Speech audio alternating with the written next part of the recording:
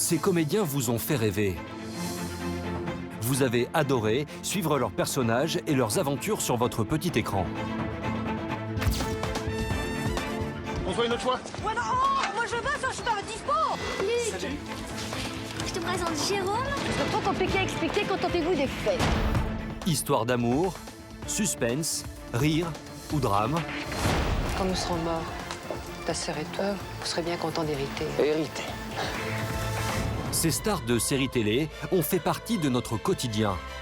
Parmi les plus célèbres, Adeline Blondiot dans Sous le soleil, Pierre Cosso dans Les Cœurs brûlés, Christophe Ripper dans Premier baiser, Jennifer Loret dans Julie Lescaut, Daniel Evenou dans Marie Pervenche. Attention, vous risquez d'avoir une overdose de liberté. Ils ont bercé le quotidien des téléspectateurs durant des années. Mais aujourd'hui, tous vivent loin des projecteurs. Alors, que sont-ils devenus? Nous les avons retrouvés. Et ils se sont livrés comme jamais. Combien de fois on a pu me dire alors, ça boum? Je sais que mon métier est un métier incertain.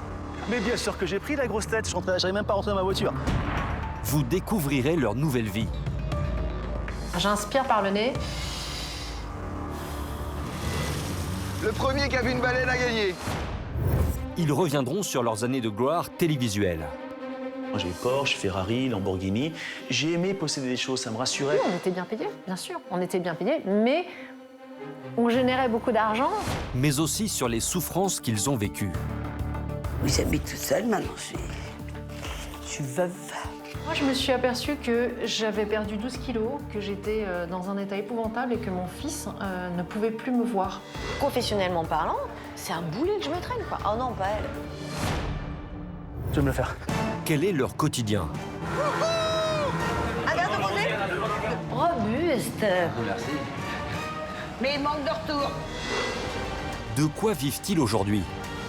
Le chiffre d'affaires, c'était entre 1 million et 1,9 million chaque année depuis 17 ans. J'ai pas été trop stupide. J'ai pas tout claqué. J'ai ma retraite de comédienne, j'ai pas fait fortune. Voici la nouvelle vie des stars de nos séries télé. On ne présente plus Adeline Blondiot. Ex-femme de Johnny Hallyday, actrice, mannequin, scénariste, écrivain, présentatrice télé, chanteuse, styliste, animatrice radio et star de télé-réalité. J'espère que je suis un bon chef et j'espère que je vais leur donner envie de me laisser à ce poste-là. Le monde la découvre en juillet 1990. Elle a alors 19 ans quand elle devient l'épouse de Johnny Hallyday, de 28 ans son aîné. Ils divorcent 2 ans plus tard, mais se remarient en 1994 à Las Vegas. Ils rompent définitivement l'année suivante.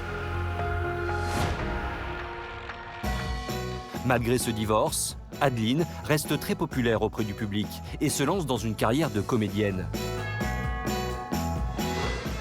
D'abord, dans une sitcom. Je suis Adeline, la filleule de Georgette Bellefeuille. Elle vous a parlé de moi, je crois. Oui, tout à fait, je suis au courant. Mais c'est son rôle dans la série à succès Sous le soleil qui la rend définitivement célèbre. Elle campe le personnage de Caroline Drancourt. Je pense que le salopard qui lui a fait ça est encore en liberté. Mon fils est entre la vie et la mort. La série est distribuée dans 135 pays, un record.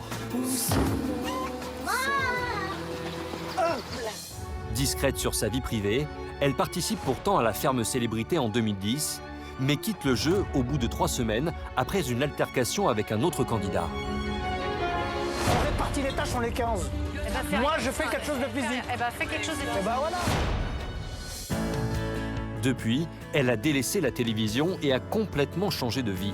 À 49 ans, Adeline Blondiot nous a ouvert les portes de son quotidien et vous découvrirez sa reconversion insolite.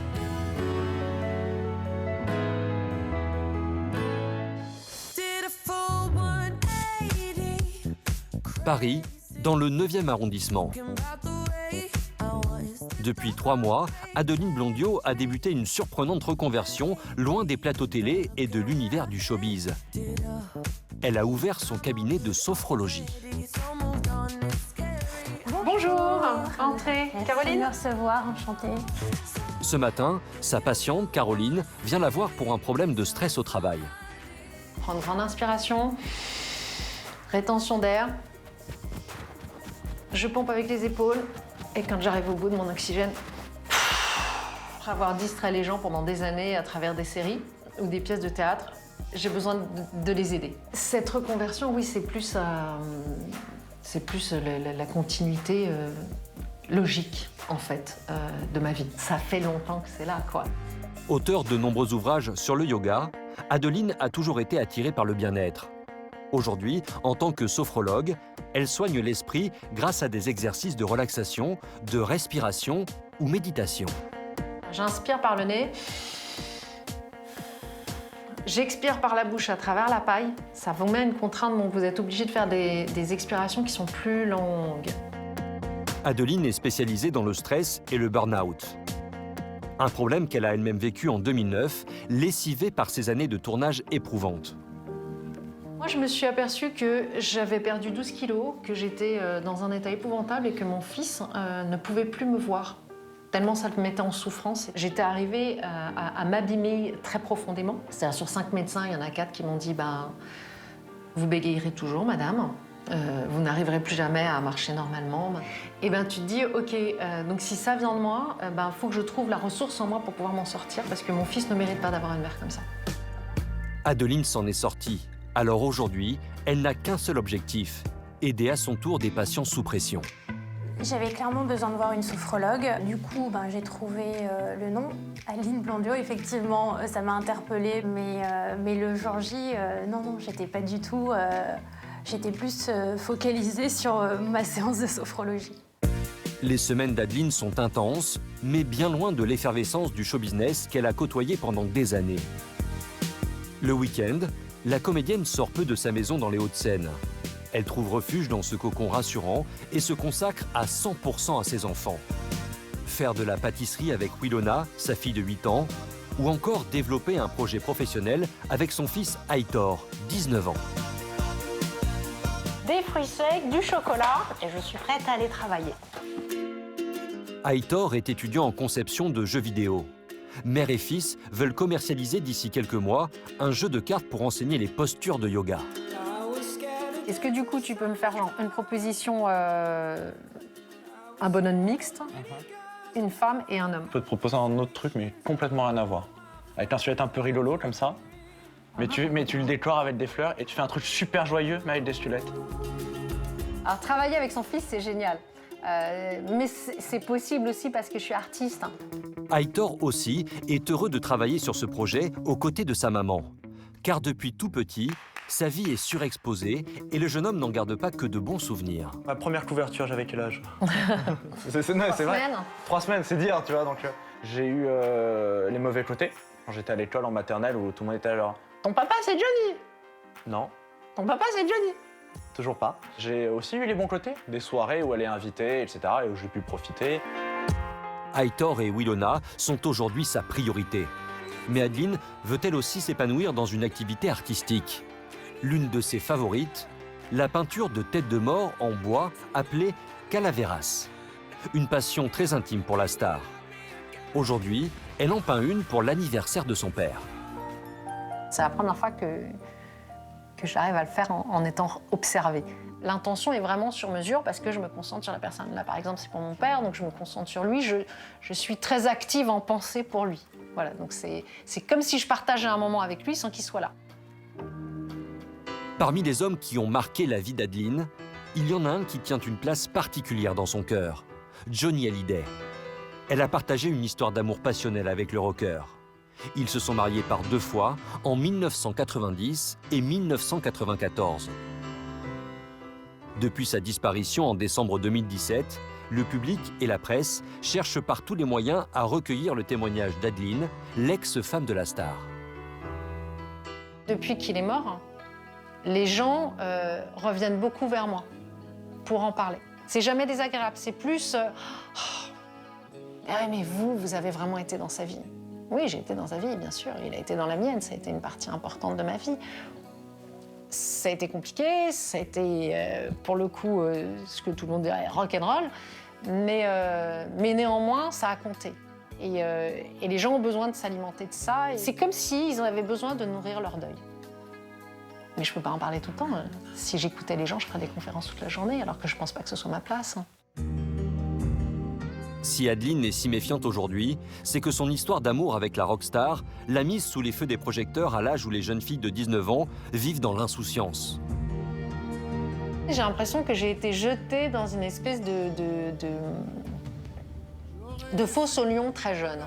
Et que les dommages collatéraux que j'ai pu subir, en fait, personne ne les a calculés parce que c'était pas l'idée. C'était pas ça qui était intéressant pour les gens qui s'occupaient de la presse, qui s'occupaient de tout ça. C'était pas de pouvoir me protéger, c'était de protéger l'image d'une rockstar. Ces 3 dernières années, la star a été au centre de nombreuses rumeurs. Les médias lui reprochent notamment d'avoir mis aux enchères des objets de Johnny, une vente qui lui aurait rapporté plus de 65 000 €. Elle tient à rétablir la vérité. Quand il est mort, j'ai essayé de faire mon deuil à ma façon. Et puis très vite, je me suis dit, mais toutes ces choses-là, je ne peux pas les garder. J'ai décidé de vendre mes affaires. Déjà, ce n'est pas moi qui a organisé la vente. On m'a parlé de cette vente. Et je me suis dit que les gens qui achèteraient ces affaires-là, c'est parce qu'ils en avaient envie ou besoin. C'était pas des choses hyper intimes, en fait. Tout ce qui est intime, je l'ai gardé. J'ai gardé les lettres, j'ai gardé des objets très intimes, j'ai gardé les alliances. Ah, mais ma robe de mariée, je l'ai encore. Après, ce que j'ai fait aussi, et ce que les gens ne savent pas forcément, c'est qu'il y a beaucoup de choses que j'ai données à des proches.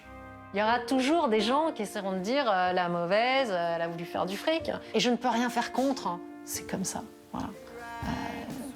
On a dit que j'avais vendu un mégot de cigarette. Non, je n'ai pas vendu de mégot de cigarette. J'en suis pas là. Adeline n'aime pas parler du passé et trouve désormais son équilibre entre sa famille et son métier de sophrologue. Dans quelques instants, vous découvrirez qu'en plus de ses nombreuses occupations, elle s'est aussi lancée dans une activité où personne ne l'attendait. Et moi, être remerciée à la fin d'un spectacle avec des câlins et des bisous baveux, mais je kiffe. Si Adeline a toujours un pied dans le monde artistique, une autre star a, quant à elle, déménagé à l'autre bout du monde pour échapper au star system.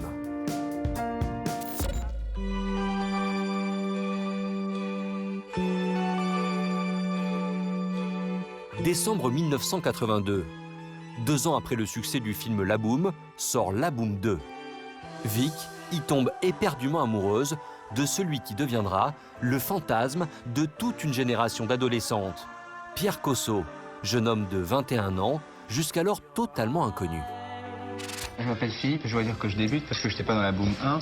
J'ai vécu en fait un peu la même expérience que Sophie dans La Boum 1, où j'avais jamais fait de cinéma, et que Claude Pinoteau m'a offert ma première chance. Le film fait un carton, plus de 4 millions de spectateurs et un César du meilleur espoir féminin pour Sophie Marceau. Du jour au lendemain, Pierre Cosso devient célèbre. Avec Sophie Marceau, ils forment un couple glamour à l'écran, comme à la ville, avant de se séparer. Si la carrière de Sophie Marceau explose en France, celle de Pierre Cosso peine à décoller.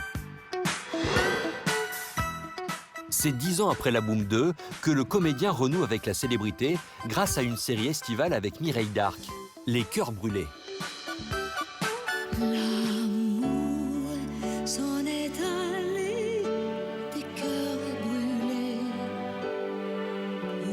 Pourtant, tout avait si bien commencé. 10 millions de téléspectateurs sont au rendez-vous chaque semaine sur TF1.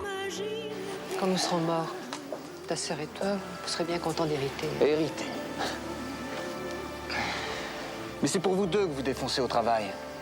Uniquement pour vous deux. Un immense succès dont découlera une suite, Les Yeux d'Hélène. En 2003, Pierre Cosso décide de tout plaquer pour vivre son rêve. Un tour du monde en catamaran. Il ne reviendra à la comédie que de façon très sporadique. Presque 40 ans après La Boum 2, nous l'avons retrouvé. Et alors qu'il avait déserté les caméras de télévision françaises, Pierre Cosso a accepté de nous ouvrir les portes de son intimité à 15 000 km de Paris.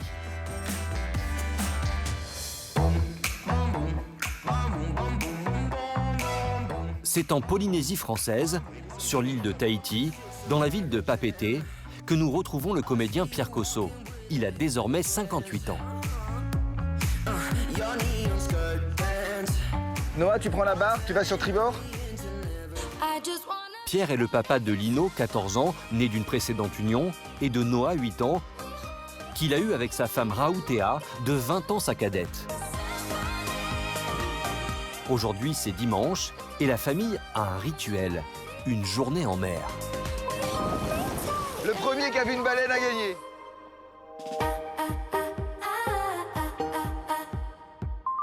Raoutea adore inventer des plats. C'est vrai qu'on mange beaucoup de poissons en Polynésie. Ah oui, le poisson, c'est vital ici. Entre navigation, chasse sous-marine, wakeboard, snorkeling, Pierre et sa famille sont très attachés à la nature. Car contrairement à certains de ses anciens collègues comédiens, Pierre n'a jamais été attiré par la vie bling-bling du show business. Le luxe ne m'a jamais intéressé. Tous les gens me disent, mais t'as dû prendre une fortune sur la boum parce que ça a eu un tel succès. J'ai pris 30 000 francs. Oui, mais quand ça repasse à la télé, tu vas toucher une fortune. 50 €. Donc je sais qu'à Noël, je vais gagner 50 €. Pierre a acheté son bateau à crédit. Pour le rembourser, il propose aux vacanciers des journées à bord avec lui comme capitaine. Pour louer ce bateau, c'est 1 000 € par jour. Voilà, ça comprend l'équipage, le bateau et sa piscine ouverte 24 h sur 24. Pierre a toujours su gérer ses revenus. Avec ses premiers cachets, il a investi très tôt dans l'immobilier. J'ai pas été trop stupide, j'ai pas tout claqué. J'ai acheté des petites surfaces que je retapais et que je mettais en location. Et aujourd'hui, je suis devenu propriétaire.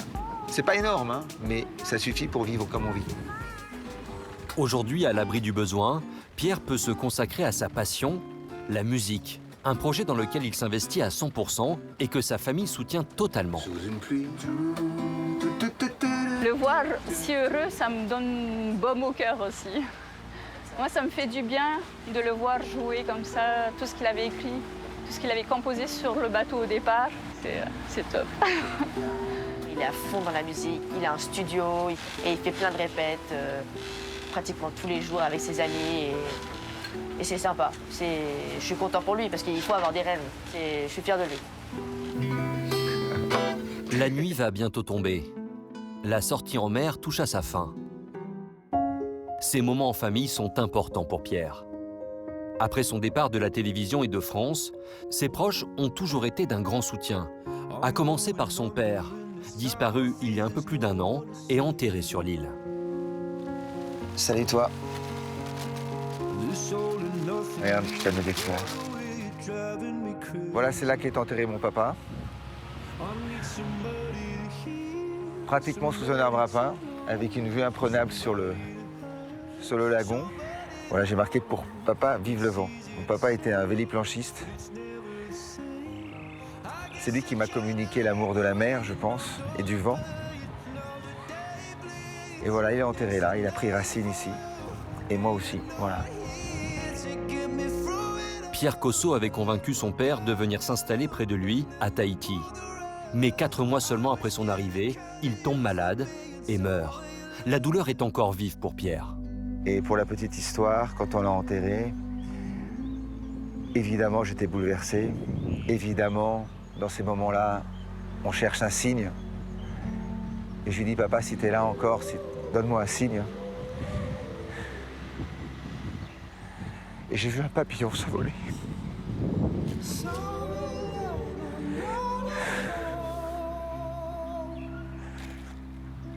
Et j'en ai fait une chanson. Voilà.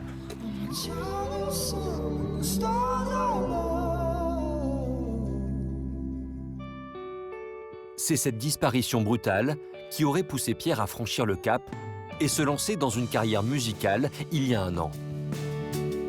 Alors je ne sais pas si c'est une coïncidence, mais depuis que mon papa est parti, j'ai énormément d'inspiration.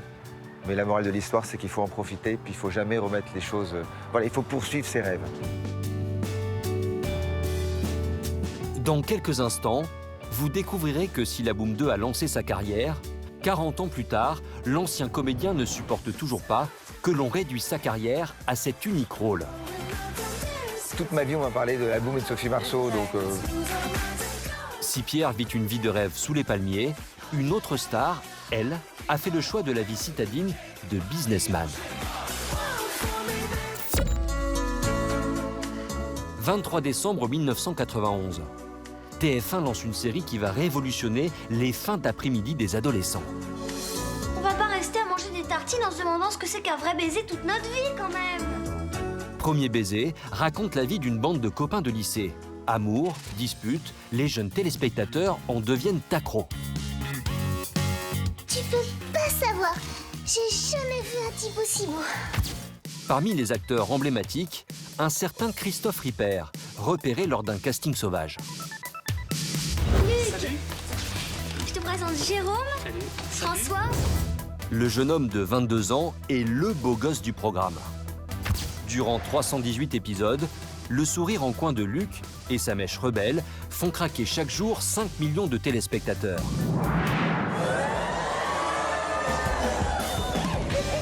Face à son immense popularité, le producteur de la série veut faire de Christophe une star de la chanson. Il lui écrit son plus grand tube, Un amour de vacances.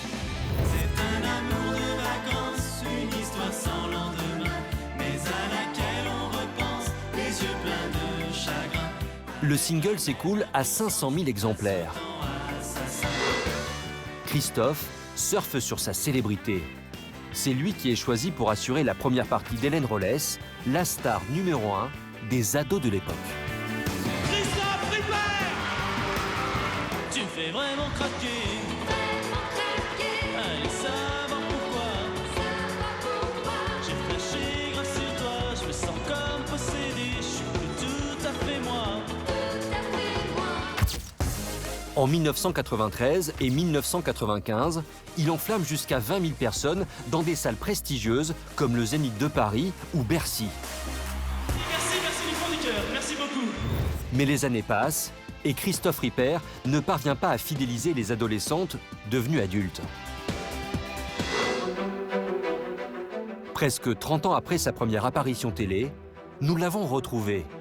Il a totalement quitté le monde du showbiz, mais vous allez voir que l'ancienne star pour ados a brillamment réussi sa reconversion.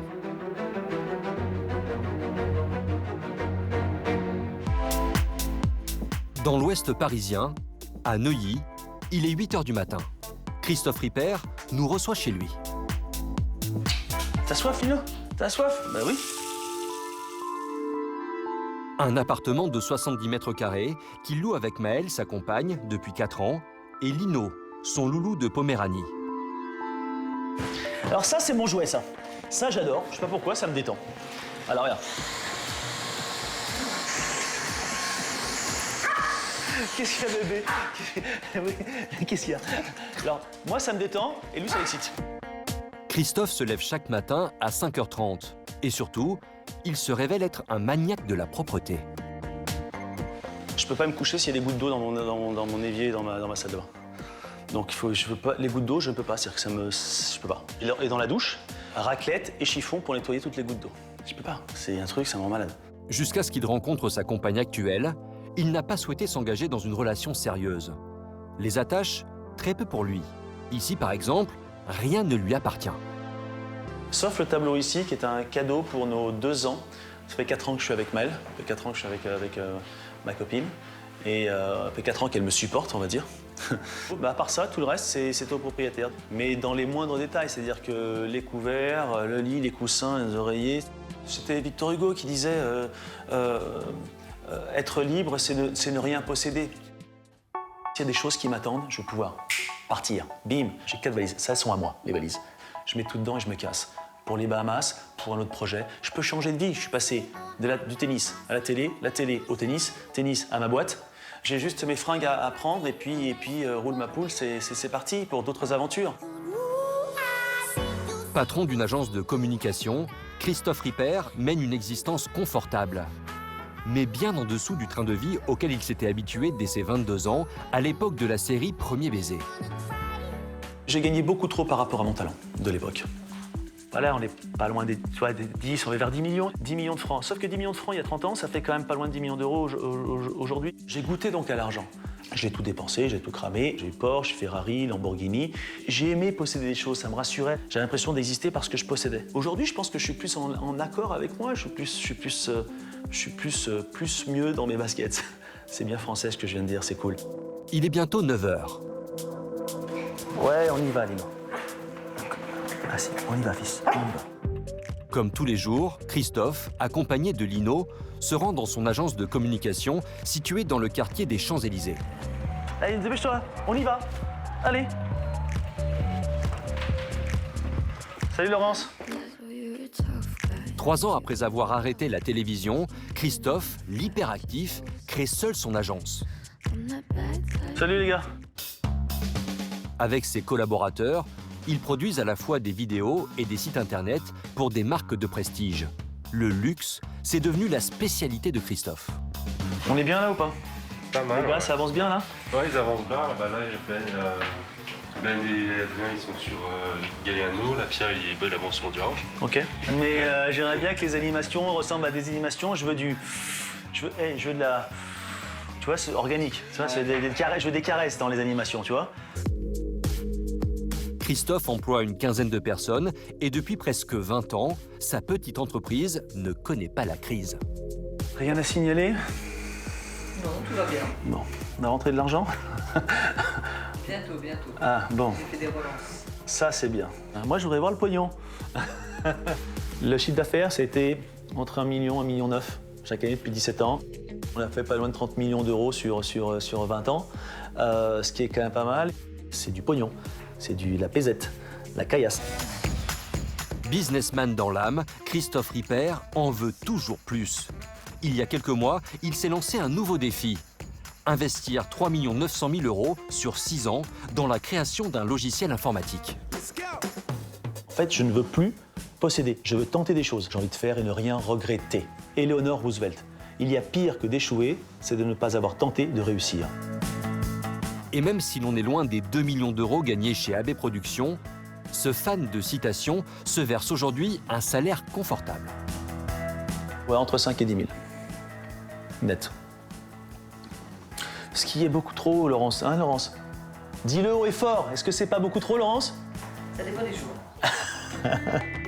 Christophe Ripper ne se prend pas au sérieux. Une façon personnelle de faire oublier le beau gosse séducteur qu'il a incarné pendant des années.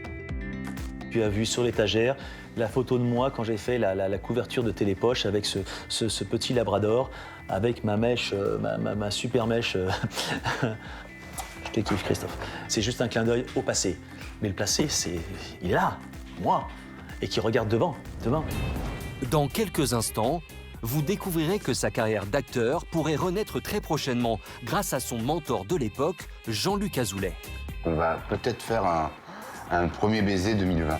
Si Christophe espère revenir sur le devant de la scène, d'autres ont choisi de privilégier leur vie de famille. Impossible de ne pas connaître ce visage. Quoi? Sarah, la fille aînée de Véronique Jeunesse dans Julie Lescaut, durant 22 saisons, c'est elle. Frédéric Beaumont, la fille de Annie Dupéré et Bernard Lecoq pendant plus de 25 ans dans une famille formidable, c'est aussi elle. Puis il y a autre chose. Quoi? Vous votez de moi? Ariane Leroy, la compagne de Laurent Ournac dans Camping Paradis de 2006 à 2018, c'est encore elle. On se voit une autre fois? Ouais, non, moi je veux, ça, je suis pas à dispo. Et cette actrice, c'est Jennifer Loret. Elle joue la comédie depuis qu'elle a 6 ans et a grandi sous les yeux de plus de 11 millions de téléspectateurs certains soirs sur TF1. Vous allez venir souvent? Oui, tous les jours. En 1986, elle commence sa carrière au Petit Théâtre de Philippe Bouvard et dans une publicité pour une célèbre poupée. On la revoit à 9 ans dans un clip de Johnny Hallyday en 1989.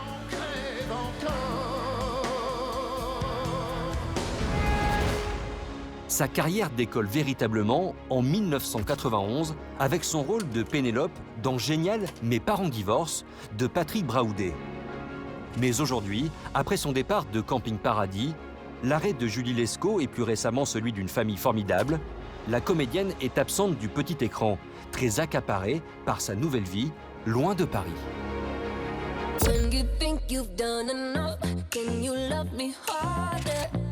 C'est à Bordeaux que nous avons retrouvé Jennifer Loret. Mariée depuis 15 ans avec Patrick, promoteur immobilier, ils ont toujours vécu dans le sud-ouest et n'envisagent pas de déménager. Nos projets, c'est continuer comme ça, avec autant de passion, professionnellement, personnellement. Et puis, quoi de plus, rien, on est déjà tellement gâtés et on est déjà tellement heureux que ce serait indécent. Un petit rôle pour toi, ça serait pas mal, quoi. Ouais, un petit rôle, oui, évidemment. Patrick travaille 10 heures par jour. C'est donc Jennifer qui gère le quotidien de la vie de famille. Quelques heures plus tard, c'est dans sa maison de 300 mètres carrés, en plein centre-ville de Bordeaux, que nous retrouvons Jennifer. Anna, louloute? Oui? Tu viens faire les devoirs? J'ai quoi à faire? Ben, on va regarder ensemble. Nel, tu viens? On va faire les devoirs, chérie.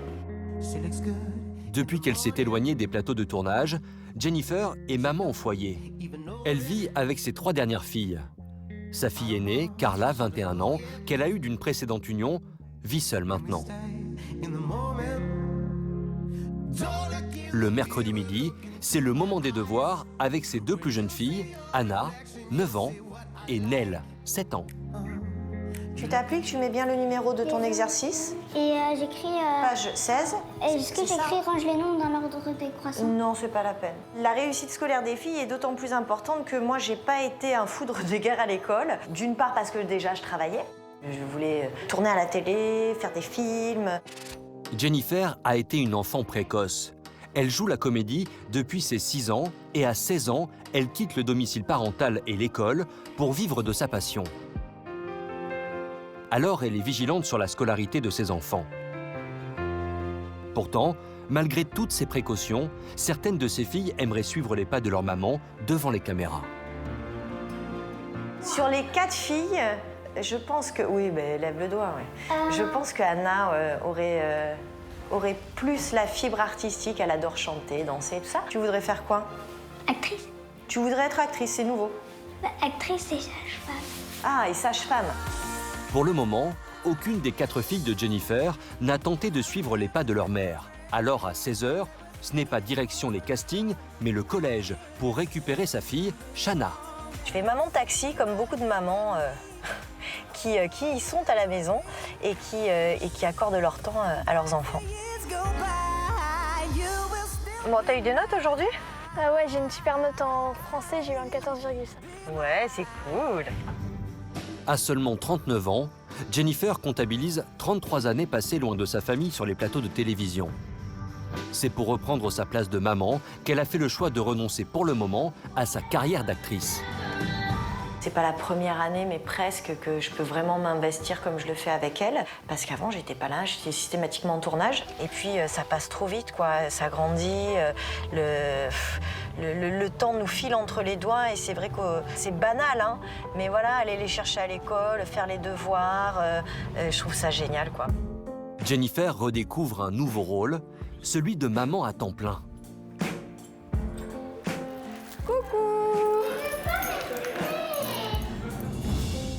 Mais les autres jours, lorsque les filles sont à l'école, Jennifer n'arrive pas à rester en place et a besoin de s'occuper. Alors elle épaule souvent son mari Patrick dans ses projets immobiliers. Et t'as les clés? C'est bon? Tout ouvert. Sésame, ouvre-toi! Aujourd'hui, David et Jennifer viennent visiter leur dernière acquisition, un immeuble de 500 mètres carrés sur 3 étages en plein centre de Bordeaux. Et à l'achat, donc ça vaut aux alentours de 3,5 millions. Pour l'instant, l'immeuble n'est pas habitable, mais Jennifer et Patrick veulent rapidement faire des travaux pour le mettre en location. Là, ici, c'est le local commercial au rez-de-chaussée. Et au-dessus, ce sera de l'habitation. Ça sera de l'habitation. Ici, le petit appartement. Enfin, petit, ça va, hein? Ouais, 40 mètres carrés. Pour ce couple fusionnel, cet immeuble, c'est encore l'occasion d'avoir un projet en commun pour lequel Jennifer revêt le costume d'architecte d'intérieur. Je sais que mon métier est un métier incertain. Ça l'a toujours été et ça le sera toujours. Et le fait d'investir en immobilier, c'est aussi voilà, des petits lingots qu'on met au coffre en prévision du futur, pour même nos retraites, pour nos filles, et puis on verra. Le couple s'est constitué un joli patrimoine immobilier. Ils possèdent en plus de leur maison 2 autres immeubles à Bordeaux. Et les investissements importants ne leur font pas peur. Ça va être aussi 700 000 € pour réhabiliter un immeuble comme ça. Ouais, c'est voilà, c'est beaucoup de portage. Hein. Mais c'est un lingot. C'est une pépite. Avant d'être à la tête d'une mine d'or, Jennifer doit pallier au plus urgent, le dîner de ses enfants. De retour chez elle, il est 18 h. Pendant qu'elle s'affaire en cuisine, les filles jouent dans le salon qui ouvre sur un sublime jardin avec piscine. À table! C'est moi la place? Ah non, vous battez pas. Voilà, alors ça, c'est systématique, c'est la bataille des places. Tiens, mon cœur. Merci, maman. Il est 20 h, extinction des feux. Bonne nuit, mon petit cœur. Bonne nuit, le nurse. À demain, bébé. Jennifer semble mener une vie confortable, sans stress. Pourtant, dans quelques instants, vous découvrirez que l'ancienne comédienne s'est lancée un nouveau défi, ouvrir son propre restaurant. L'investissement, il est à peu près grosso modo de 400 000 €.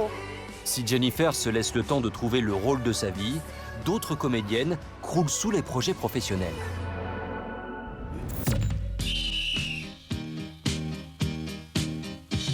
Un papillon par-ci, par-là dans le vent, Marie Pervenche vous... Cette ritournelle vous dit forcément quelque chose. C'est le générique de la série télévisée Marie Pervenche. Toujours à l'affût de tout ce qui se passe à tous les coins de rue, sous ma panoplie de gendarmes bat le cœur d'une femme. Diffusée entre 1984 et 1991 le jeudi à 20h35 sur TF1, la série fait découvrir aux téléspectateurs une comédienne de 40 ans, Danielle Evenou. En tout cas, en ce qui concerne l'agression, je peux vous certifier qu'il ne soit pas dans le coup. Dans ce feuilleton, elle incarne Marie Lorieux, une policière cantonnée à distribuer des contraventions, mais qui se retrouve toujours à enquêter sur des délits plus importants et rocambolesques. C'est trop compliqué à expliquer, contentez-vous des faits. Le pari est risqué et pourtant, dès la première diffusion, c'est un carton. Plusieurs millions de téléspectateurs suivent la série. Espiègle, curieuse et spontanée, Danielle, alias Marie Pervenche, devient la contractuelle préférée des Français. Attention, vous risquez d'avoir une overdose de liberté. Cette série propulse la comédienne au rang de star. Elle enchaîne les rôles au théâtre et au cinéma. Moi, je le connais, vous savez. Je suis certaine que très très vite, il reviendra à ses premières amours. Côté vie amoureuse, de 1973 à 1980, Danielle est la compagne du présentateur culte de l'école des fans, Jacques Martin. Qu'est-ce que tu veux faire quand tu seras grand? Deltaplane. Il veut être deltaplane. Ils auront 2 fils, Frédéric, aujourd'hui âgé de 46 ans, et Jean-Baptiste, 43 ans. 36 ans après le succès de sa série, nous avons retrouvé Danielle Evenou, plus actif que jamais. Un samedi après-midi, à Paris, il est 14 h. Nous retrouvons Danielle Evenou. La comédienne vient de fêter ses 76 ans. Si elle continue de jouer au théâtre, dès qu'elle le peut, elle profite de moments en famille. Aujourd'hui, avec sa belle-fille Séverine, Elle emmène Mila, 4 ans, et Alexandre, 11 ans, 2 de ses 3 petits-enfants assister au spectacle de son amie Chantal Goya. Daniel est surexcité à l'idée de la revoir. Bandi, panda, petit... Et tu l'as déjà vu? À 76 ans, Daniel, que ses proches appellent Nini, n'a rien perdu de son humour et de son dynamisme pour le plus grand bonheur de ses petits-enfants. J'espère être à la hauteur de ce qu'ils demandent de moi, c'est-à-dire faire des bêtises. Nini, elle est trop gentille. Tu peux faire toutes les bêtises que tu veux. Bah, t'as rien. Daniel Evenou pourrait presque passer pour une grand-mère lambda dans la file d'attente. Mais presque 40 ans après la série, Marie Pervenche a encore des fans. Merci beaucoup. Quelques minutes plus tard, Chantal Goya, 77 ans, débute son show devant plus de 2700 personnes.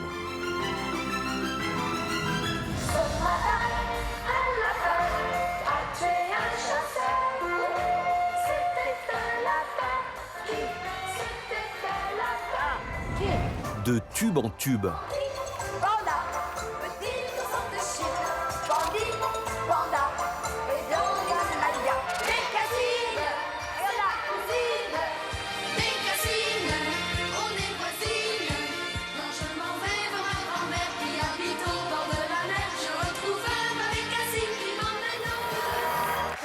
Daniel, bien plus excité que sa petite fille, n'en perd pas une miette.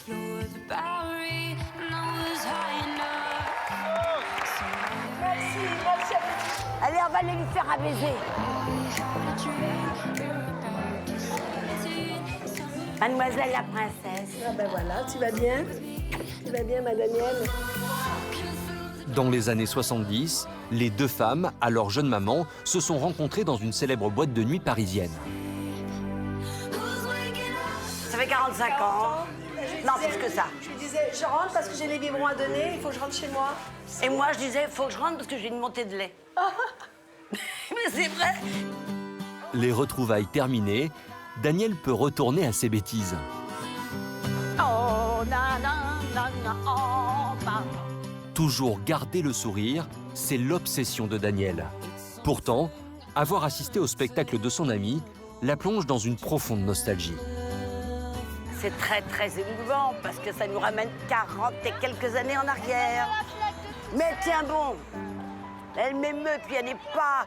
Je sais, c'est pas évident, elle a plus 20 ans, elle fait ses pas, elle est... Mila, on y retourne bientôt voir Chantal Goya? Oui! Ah! Daniel Evenou est une mamie hyperactive, mais aussi une boulimique de travail. Nous la retrouvons quelques jours plus tard, tout juste revenue de l'aéroport d'Orly. La comédienne habite toute l'année en Provence. Elle fait donc des allers-retours entre sa maison dans le sud et la capitale où elle travaille. Car Daniel a un projet qui lui prend beaucoup de temps. Son rôle dans une pièce de théâtre. Ne me dis pas que c'est un papillon par-ci par-là dans le vent. Allez. Un papillon par-ci par-là dans le vent, Marie Pervenche vous vend du printemps. Mais je peux jouer aussi James Bond ou Beckham. Ça vient bouger plus, ça me plaît. Pour cette pièce qu'ils ont déjà jouée une trentaine de fois, Daniel partage l'affiche avec Norbert Tarrer, cuisinier révélé par la saison 3 de Top Chef. Alors, vous voulez que je vous dise ce qu'on fait là? Eh bien, on répète. Nous allons répéter parce que ça fait 3-4 mois que nous n'avons pas joué. Nous repartons en tournée dans ce petit chef-d'œuvre. C'est pas du tout ce que tu crois. Bon, alors, comment ça va, Daniel? Est-ce que t'es prête? Est-ce que t'es prête pour la répétition? Daniel Evenou connaît son rôle à la perfection. La comédienne a derrière elle 55 ans de carrière. Un exemple inspirant pour ses jeunes collègues. Comme t'as combien sur ton compte? J'étais hyper impressionné de jouer avec Daniel Evenou parce que je me disais que c'est une femme qui a de la bouteille. Marie Pervenche, ouais, on va lui dire, c'est un peu mon fantasme de jeune prépubère. J'aurais aimé qu'elle mette un petit PV sur mon pare-brise. Vous avez raison, allons droit au but. À l'âge où d'autres septuagénaires sont à la retraite depuis longtemps, Daniel, elle, ne s'imagine pas lever le pied un jour. Je pense pas que j'arrêterai parce que je suis une femme qui vit seule. J'ai ma retraite de comédienne, j'ai pas fait fortune. Je n'ai rien d'autre qu'une très belle maison en Provence. Et à Paris, je suis locataire. Donc, si je veux garder ma belle maison, je travaille. J'ai pas eu d'amant riche, que voulez-vous que je vous dise? Mais la vie ne fait que commencer. Famille, théâtre, Daniel Evenou semble mener une existence remplie et heureuse. Le lendemain, il est 18h. Nous la retrouvons dans l'appartement qu'elle occupe quand elle est à Paris. Là, nous sommes dans un appartement qu'une amie m'a prêté. Voilà. Parce que moi, j'habite dans le sud, à côté de l'île Soissons, pas loin d'Avignon. Hyperactive, la comédienne profite de ses courts moments de solitude pour s'atteler à l'écriture d'un spectacle. Le sujet de mon spectacle, c'est autour de la mort, mais j'essaie de tourner un petit peu en humour, tout ce qu'on ne sait pas qui est derrière. Enfin, la fortune qui se font, les croque-morts. L'humour comme arme contre la douleur de la perte de l'être aimé. Derrière le masque de la comédienne fantasque se cache une femme qui souffre de la disparition de son mari, Georges Filiou, en 2011, un ancien ministre. Ah oui, oui. Mais oui, j'habite toute seule maintenant, je suis veuve. Éternelle amoureuse, Daniel Evenou a aussi vécu durant 7 années avec le célèbre animateur Jacques Martin. De cette histoire d'amour tumultueuse, elle n'en garde aujourd'hui que de bons souvenirs. Avec Jacques, j'ai eu de merveilleux moments. On s'amusait beaucoup. Il était très, très drôle. Mais Jacques avait du mal à supporter quand je mettais un mot à la place d'un autre. Au lieu de faire rire, ça, il me dit « Tu me fais du tort à ma carrière, tu me fais... » Mais je l'ai adoré, mon Jacques. À 76 ans, la comédienne espère encore trouver l'amour. J'aimerais avoir un coup de foudre. J'aimerais que mon cœur batte fort, fort, fort. Mon cœur ne sera jamais fermé. D'abord, j'aime aimer. C'est si bon d'être deux.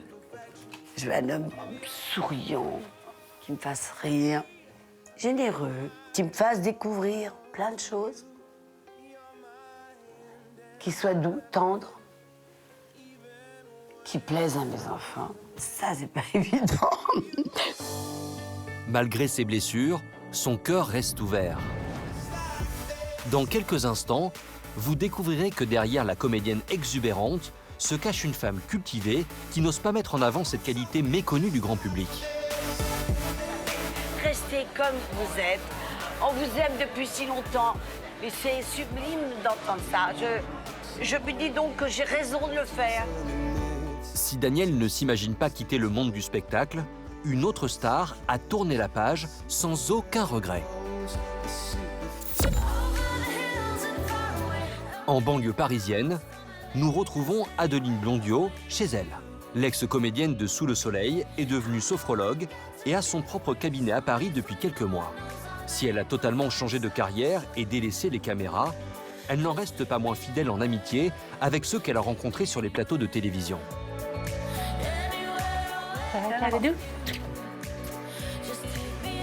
Allez, petit chien, rentre.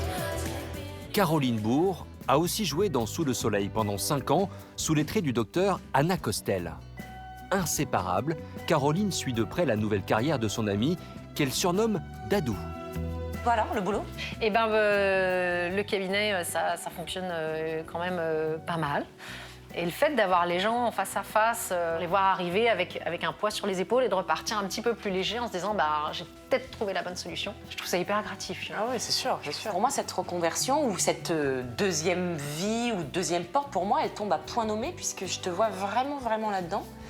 Et oui, et puis je te sais compétente, donc je suis très heureuse pour toi. Sophrologue épanouie, Adeline a tiré un trait sur sa carrière d'actrice de télévision. Exceptionnellement, elle a accepté de visionner avec Caroline un épisode de Sous le Soleil, la série qui a fait connaître Adeline à des millions de Français. On n'a pas changé. Regarde, pareil. Adeline et Caroline gardent de très bons souvenirs de cette période, même si les deux comédiennes révèlent avoir souffert des conditions de tournage souvent assez rudes. On arrivait à bosser jusqu'à 6 jours par semaine, de 6h du mat jusqu'à 22, 23h. a enchaîné des mois et des mois et des mois de tournage dans des conditions pas toujours simples, où il faisait souvent froid, où on faisait toujours comme s'il faisait chaud. Ça abîme forcément. Et on a eu toutes les 3, après les tournages, chacune à notre façon, et je ne peux parler que de mon expérience, un très très gros coup de mou physique et santé derrière. Moi, j'ai fait un burn-out, mais... Désormais, Adeline regarde avec bienveillance ses années à la télévision. Une carrière d'actrice qui lui a permis de démarrer sa reconversion. Donc oui, on était bien payés, bien sûr, on était bien payés, mais on générait beaucoup d'argent et on a fait gagner beaucoup d'argent à beaucoup de gens. Et puis une fois que vous êtes connu, il y a toute une partie de votre vie qui ne vous appartient plus. Et ça se paye très très cher. Avec cette série, Adeline admet avoir gagné beaucoup d'argent, mais pas suffisamment pour arrêter de travailler. Alors, pour subvenir à ses besoins et ceux de sa famille, elle ne ménage pas ses efforts. Auteure de BD pour adolescents, de manuels de yoga, elle publie régulièrement des ouvrages. Salut! Ça va? Ouais, toi. Prête pour la répète? Oui. Mais elle s'illustre aussi dans un registre très insolite, loin de l'image glamour de son rôle dans Sous le soleil. On va commencer par celui-là? D'accord. Avec son amie comédienne Séverine Robic, elles ont créé un spectacle pour enfants qu'elles ont déjà joué. Et cet après-midi, elles reprennent les répétitions avant de remonter sur scène dans quelques semaines. Mais que se passe-t-il ici? Eh bien, regarde, tu vois, c'est le jumelage d'avant. Moi, ce qui me fait marrer, en fait, et ce que je trouve génial, c'est de récupérer les enfants de la génération qui a regardé Sous le soleil. Et moi, être remerciée à la fin d'un spectacle avec des câlins et des bisous baveux, mais je kiffe. Mais en fait, c'est toi qui baves. Désormais, Adeline ne veut plus subir la pression médiatique. Les paillettes du showbiz ne l'attirent plus, mais exceptionnellement, elle accepte volontiers de prêter son image quand une cause la touche. Ce soir, elle est invitée à une soirée caritative. Mais entre ses nombreuses activités, l'ex-comédienne a du mal à se rendre à l'heure à ce type d'événement. Alors qu'un parterre de stars fait son entrée et se plie au traditionnel photocall, Adeline Blondiau, elle, se fait attendre. 20h30, le spectacle commence et Adeline n'est toujours pas arrivée. 20h45, la star arrive en scooter. Elle n'a pas eu le temps d'enfiler sa tenue. Alors elle fait avec les moyens du bord, direction les toilettes pour se changer. Et voilà. J'avais 1 milliard de trucs à faire aujourd'hui.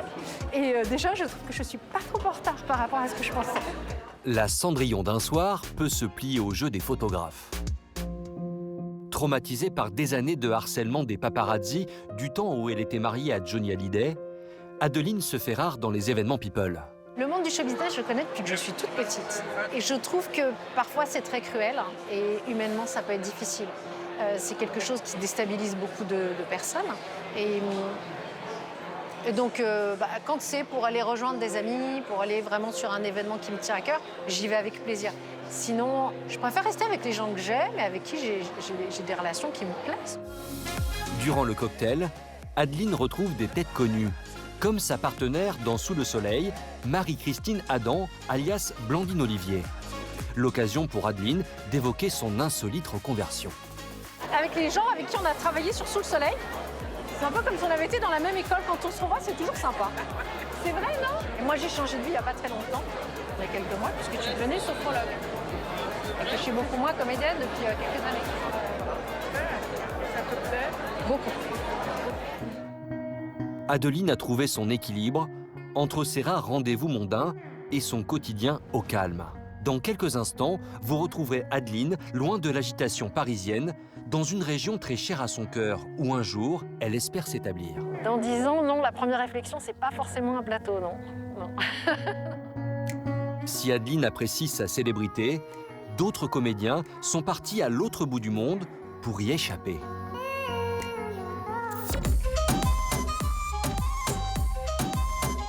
Au sud de l'océan Pacifique, sur l'île de Tahiti, nous retrouvons Pierre Cosso, l'ancien acteur star de la série à succès Les Cœurs brûlés. Aujourd'hui âgé de 58 ans, il se tient loin des plateaux de tournage pour se consacrer entièrement à sa passion, la musique. Demain, il se produira pour la première fois sur scène. En attendant, il doit gérer son quotidien de père de famille. Viens, je t'attache ton casque avant. Il est 7 h et comme tous les matins, il accompagne à l'école Noah, 8 ans. Un champion. C'est une petite journée ou une grande journée aujourd'hui? Une grande journée. À tout à l'heure. Je t'aime. Bah ouais, c'est le rituel tous les matins. Je suis un papa normal, quoi. Je mène mes enfants à l'école. 7h20, c'est au tour de Lino, 14 ans, de se faire accompagner en moto. Tu viens me chercher? Oui, je viens te chercher. En venant s'installer à Papeete, Pierre avait un objectif, élever ses enfants loin de la grisaille de la métropole, dans un cadre préservé. Quelle chance ils ont, mais quelle chance ils ont. Quelle chance j'ai de pouvoir offrir à mes enfants une vie aussi paradisiaque. Je ne pourrais pas élever mes enfants à Paris. Et je dis toujours, j'ai survécu à Paris. J'ai jamais aimé les villes. Et moi, j'ai eu de la chance d'avoir des parents qui m'ont emmené en vacances au bord de la mer. Pendant 2 mois et demi, on vivait sur un petit bateau de 7 mètres. De cette enfance, Pierre en a gardé la passion de la mer, mais aussi de la nature. Alors, quand les enfants sont à l'école, et qu'ils le peuvent, Pierre et sa compagne Raoutea s'accordent un moment à eux seuls.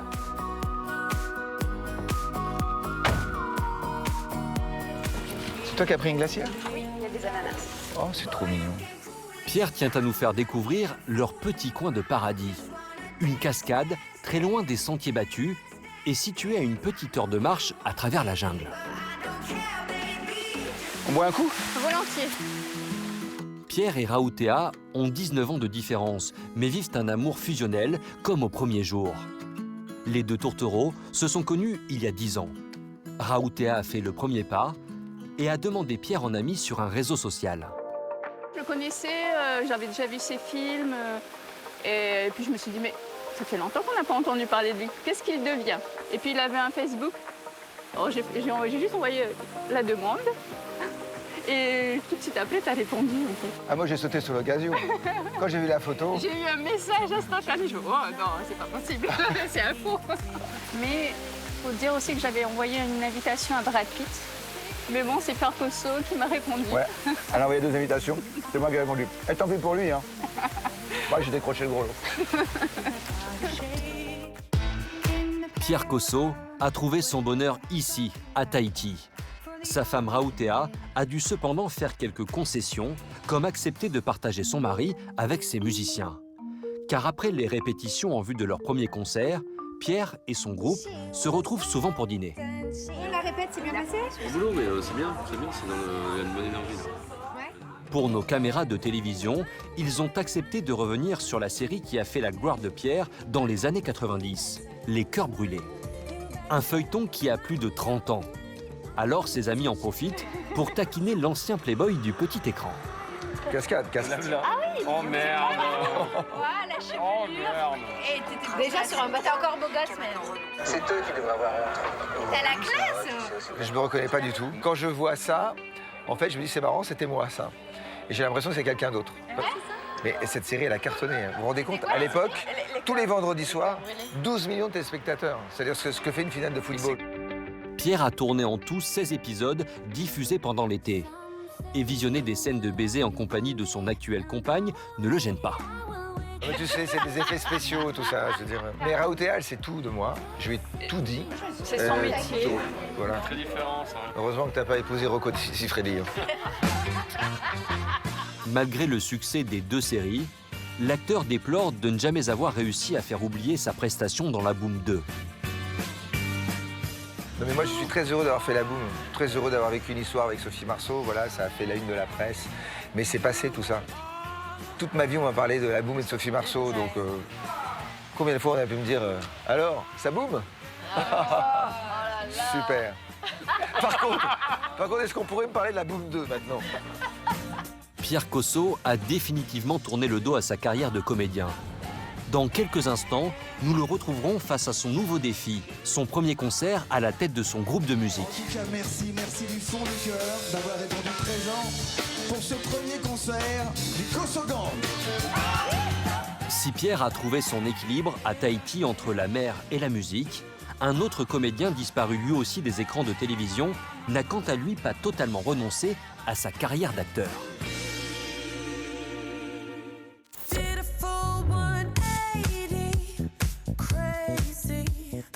Il est 7 h du matin. Nous retrouvons Christophe Ripper, l'ancien comédien de la sitcom Premier baiser, dans le très chic 16e arrondissement. Il a désormais 50 ans, possède sa propre agence de communication et est en couple depuis 4 ans. Oh là! Hyperactif, Christophe travaille beaucoup, mais 2 fois par semaine, il a un rituel incontournable. Il a rendez-vous dans son club de tennis. Comme toujours, Christophe est le premier joueur arrivé. Obnubilé par le temps qui passe, il se lève tous les jours entre 5h30 et 6h30. Les calculs, j'aime beaucoup parce qu'en fait, voilà, tu dors, on va dire, tu dors 2 heures de moins, tu dors 6 heures. 6 heures par rapport à 8 heures, je gagne 2 heures par jour. Donc ça veut dire que tous les 12 jours, je gagne une journée. Ça veut dire que quasiment, je gagne 2 jours et demi par mois. Ça veut dire que je gagne 30 jours par an. Non, mais ça veut dire que sur 30 jours par an, ça veut dire que sur 12 ans, j'ai gagné une année. Le temps, c'est le vrai luxe, en fait. Ce matin, Christophe a rendez-vous avec l'un de ses meilleurs amis, Bruce Tessor. Mon pote, mon pote, mon pote, mon pote, mon pote. Bruce est comédien et ils se sont connus à l'âge de 18 ans en jouant au tennis. T'es gentil avec moi, là. T'as vu, là, je suis là. Et même à 7 h du matin, les deux amis se donnent à fond. Je vais me le faire. Je vais me le faire. Mais petite forme aujourd'hui pour Christophe. Bruce prend le dessus. Ah, je sais. Ah putain. Alors je me sens très bien là. Là je me sens bien. Là c'est bon là. Je dis ça parce qu'il écoute là, il écoute. Je me sens bien. En fait je me relâche, putain la vache. 25 ans c'était un passage dans la vie.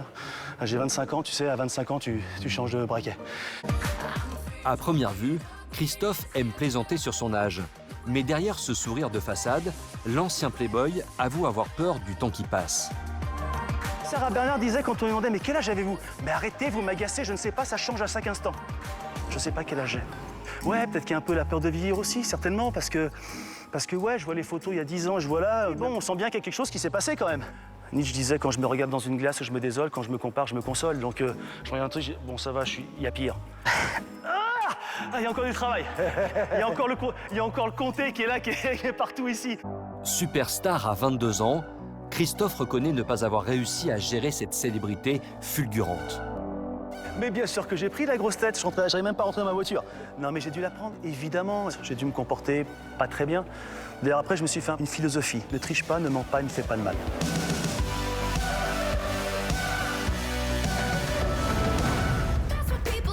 À 50 ans, il dirige sa propre agence de communication.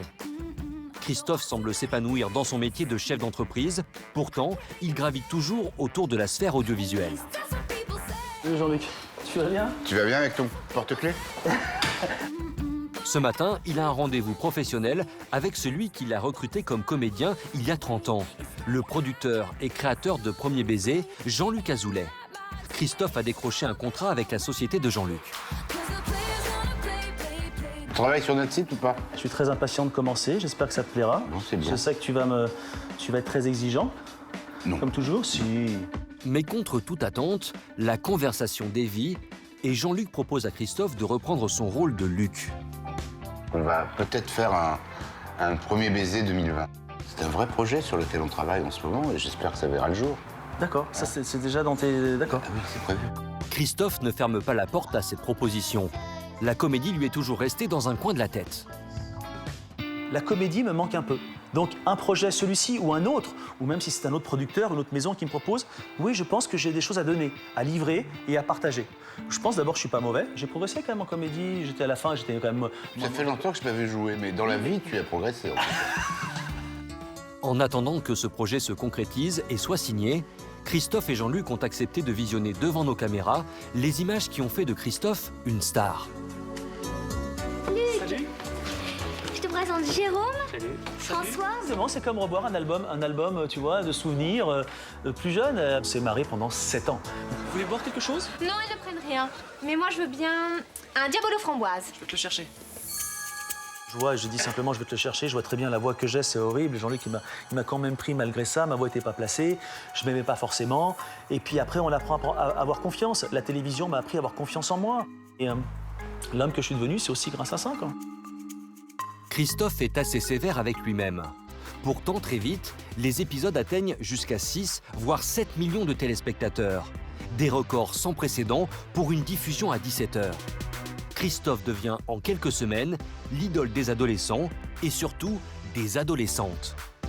Face à cette popularité, Jean-Luc voit grand pour son protégé et lui écrit une chanson qui devient en quelques jours un tube. C'est un amour de vacances. Une histoire sans lendemain, mais à laquelle on repense, les yeux pleins de chagrin. Face au temps assassin, dont l'indolence rend orphelin. Alors là, c'était Bercy. 15 000, 17 000 personnes, enfin, dans la salle. Quand on rentrait sur scène, c'était des... Ça faisait un bruit dans ce truc-là. Et ça, c'est magique parce que là, tu t'es sans filet, là, tu vois. Donc, oui, Jean-Luc dit qu'il y a des moments où je ratais le refrain. Ça m'est arrivé, bien sûr. Et... Non, mais c'est pas ça le problème. Non, tu parlais trop. Tu parlais. Mais les gens, j'avais pas l'impression que... Tu vois, j'étais en communion avec eux. Enfin, on se retrouve. Et cette année, j'ai la chance d'être ici avec vous. On va pouvoir faire un peu plus connaissance. J'avais des choses à dire, j'avais des choses à partager avec les gens qui étaient là, qui étaient venus nous voir. Et en l'occurrence, à ce moment-là, me voir. Bon, de toute façon, c'est toi qui décidais, donc tu me coupais le micro. Il y avait la salle qui partait, ils allaient faire pipi. T'es vraiment un enfoiré parce que j'en ai pas vu tant que ça aller pisser. Hein. Jean-Luc a toujours été très présent auprès de Christophe, pendant la période faste de la série, comme l'après-télévision. Christophe fait partie des fiertés. C'est-à-dire ce sont des gens qui ont survécu quand même à tout le stress qu'ils ont eu, à toute cette gloire qui leur est tombée dessus quand ils étaient à peine ados. Et qu'il n'est pas resté en disant « Ah, moi, je suis comédien de sitcom, donc on ne veut pas de moi », ce qu'il fait beaucoup. Il a trouvé une nouvelle voie, il s'en est sorti et c'est formidable. Homme d'affaires accompli et heureux en couple, Christophe Ripper est un businessman qui assume ses choix, quitte à surprendre. L'ancien sex symbole des années 90 n'a par exemple jamais voulu avoir d'enfant. Dans quelques instants, il nous en expliquera les raisons. C'est très simple en fait, c'est une question d'envie. Moi, je fonctionne par envie. Christophe est reconverti en businessman, mais d'autres comédiens ont privilégié leur vie de famille.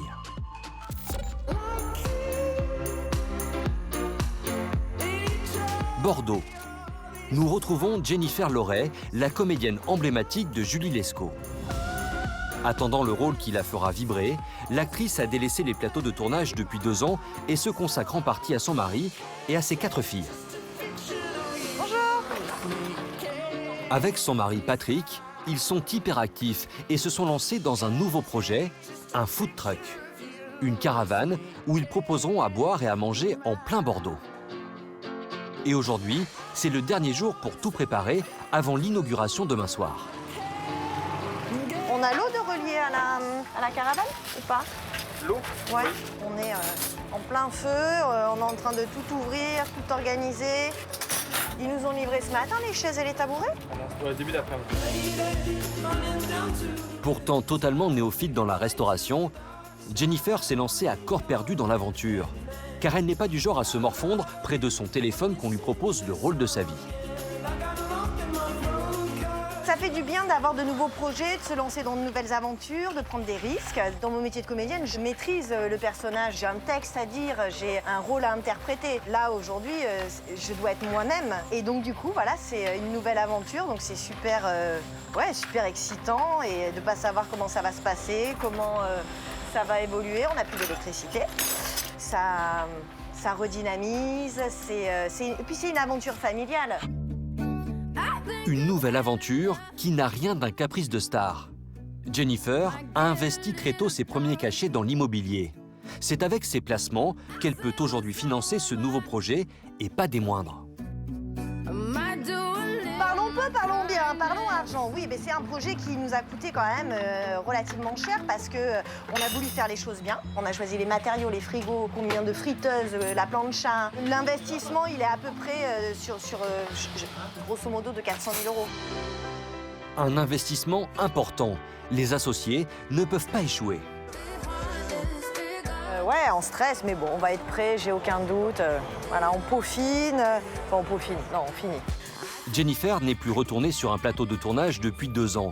Mais cette hyperactive de naissance garde cependant un pied dans le show business. Elle est régulièrement invitée pour des séances d'autographes dans toute la France. Nadia, sa meilleure amie, l'accompagne dans tous ses déplacements. Aujourd'hui, pas de rencontre avec les fans de prévu, mais un simple déjeuner entre copines. Là. Ah ok, super. Et ce week-end, alors tu pars ou tu pars pas? Ouais, écoute, ce week-end, je pars à Lausanne. Je pars samedi matin, je reviens samedi soir. Ah, ça va, c'est cool. Voilà, et la semaine prochaine à Auxerre. Oui, oui, et c'est tu bien. peux venir? Oui, oui, tu je viens. viens à Auxerre, oui. Bon, super. Selfie, signature d'autographe, discussion avec le public, Jennifer apprécie sincèrement ces moments d'échange. Et cerise sur le gâteau, ils sont très bien rémunérés. Ça varie, tu peux être payé 800 € la journée ou 1000 € la journée. C'est très variable. C'est comme sur un tournage. Tu peux être payé 1000 € pour un cachet et tu peux être payé 2500 € pour un autre cachet. Mais ça dépend du budget du film, ça dépend de ton CV, ça dépend du rôle que tu as. Il y a tellement de choses qui rentrent en ligne de compte qu'en fait, il n'y a rien d'acquis. En multipliant ses projets, Jennifer s'achète aussi une liberté. Celle de prendre le temps de trouver un projet qui lui plaise, que ce soit au cinéma ou à la télévision, un milieu où elle est fière d'avoir grandi. Moi, je suis super contente d'être une actrice populaire. Mais par contre, j'ai l'impression que c'est mal vu au niveau professionnel. C'est-à-dire que c'est pas bien d'être populaire, c'est presque vulgaire. C'est beauf, quoi. Professionnellement parlant, c'est un boulet que je me traîne, quoi. Oh non, pas elle. Pour nos caméras de télévision, Jennifer a accepté de revenir sur les images qui ont fait sa notoriété. Première chose que j'ai fait dans ma carrière. Tu vas me reconnaître. J'avais plus mes dents, là. Regarde. Des cartables, des trousses, des cahiers. C'est le mélange de Anna et de Ah, Miel. excellent, j'adore. Oh, génial, j'adore. Merci. Jouer la comédie est une chose naturelle pour Jennifer, enfant star depuis qu'elle a 6 ans. En fait, c'est rentré dans ma vie très vite et ça n'en est jamais sorti. Donc, c'est devenu, en fait, comme d'aller se brosser les dents tous les matins. Là, j'avais mon texte, mon tournage, c'était cool, mais comme mes filles qui vont à la gym, c'était pareil, quoi. C'était mon hobby. Après ses souvenirs d'enfance, Jennifer visionne les images qui ont changé sa vie à tout jamais. Son rôle dans Julie Lescaut. Ça va? T'es en retard? Oui, je sais, mais on a eu un gros problème. Véronique, on a travaillé ensemble 25 ans et on est très proches. Ouais. C'est une nana qui est tellement entière. Jennifer est très attachée à sa maman de télévision, Véronique Geneste. Mais c'est une femme formidable, en or, et que j'aime beaucoup. Désormais, Jennifer prend du temps auprès des siens et a mis sa carrière de comédienne entre parenthèses. Quelques heures plus tard, dans la maison familiale, c'est la fin de la journée. Patrick est de retour. Ça va, mon ours? Ouais. T'as passé une bonne journée? Ouais, super. La comédienne et le promoteur immobilier de 12 ans son aîné se sont rencontrés en 2005. L'ouverture de leur restaurant, leur nouveau bébé, est au centre de leurs préoccupations. Pour de même, pour l'ouverture, t'es pas un peu stressé? Ouais, si, j'ai un peu le trac. Le trac de savoir si on va être au point sur tout, si tout va être nickel, que tout soit en place, qu'il y ait suffisamment à manger, suffisamment à boire. Et toi? T'es pas trop en stress? Écoute, très honnêtement, pas du tout, parce que tout a été anticipé, tout est calé. Malgré le stress, ces amoureux depuis 15 ans savourent leurs petits moments seul à seul, sans les enfants. Ah, on est grave dans la séduction, mais tout le temps. On ne me verra jamais les yeux comme ça, les cheveux comme ça. Même s'il y a des fois où on est habillé en ploucos. Hein. Ça nous arrive aussi. Mais on se le dit. On fait toujours très attention l'un à l'autre. Et j'ai beau dire que c'est mon ange et qu'il a été mis sur ma route jusqu'à la fin de mes jours et que je vieillirai avec lui. Mais justement, j'en prends soin. C'est jamais acquis. Idem. T'as volé la réplique à Patrick Swayze.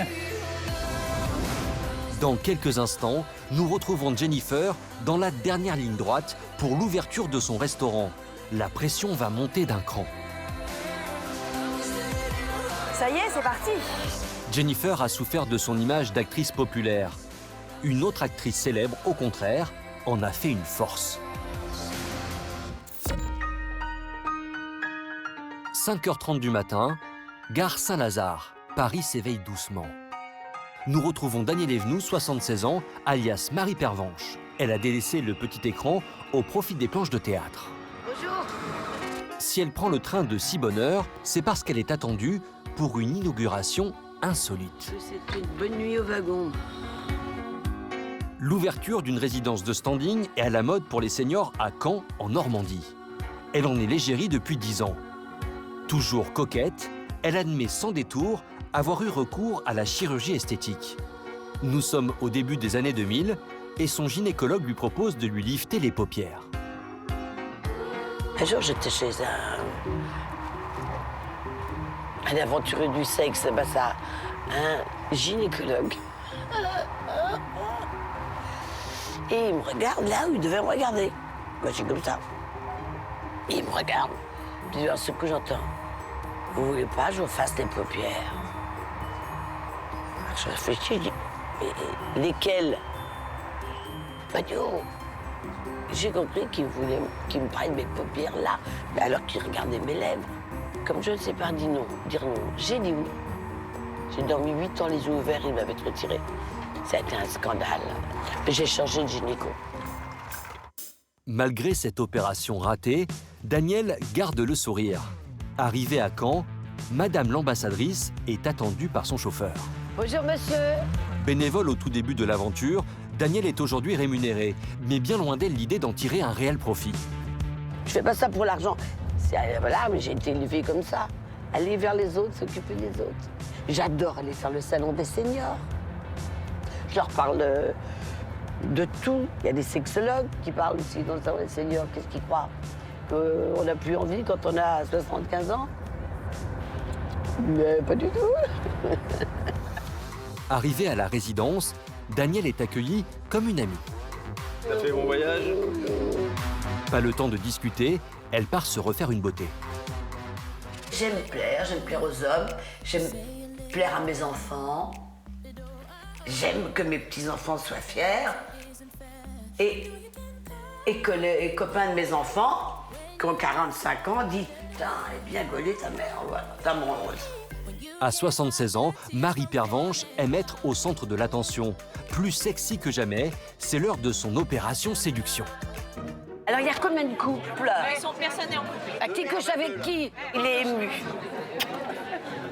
Je peux encore émouvoir les hommes. Danielle Evenou, pour moi, c'est toute ma jeunesse, c'est tout Paris, c'est les belles années. Ah, vous voulez un baiser? Les résidents sont aux anges. Danielle ne boude pas non plus son plaisir. C'est un peu prétentieux, mais je leur apporte vraiment du bonheur. Et ils me disent, oh, ne changez jamais, restez comme vous êtes. On vous aime depuis si longtemps. Mais c'est sublime d'entendre ça. Je me dis donc que j'ai raison de le faire. Les discours se succèdent et la résidence est inaugurée. La journée touche à sa fin. Danielle reprend son train, direction Paris. Danielle craint plus que tout la solitude. Être entourée est son obsession. Il est 18h et l'une de ses meilleures amies, la journaliste Catherine Rambert, lui rend visite. Elles se sont rencontrées il y a une quinzaine d'années lors d'un dîner. Et elle a fini le dîner à 1h du matin et on lui parlait, elle était debout sur la table. Je chante toujours debout. Lundi soir, en vidant ma poubelle, je t'ai rencontré, je t'ai rencontré.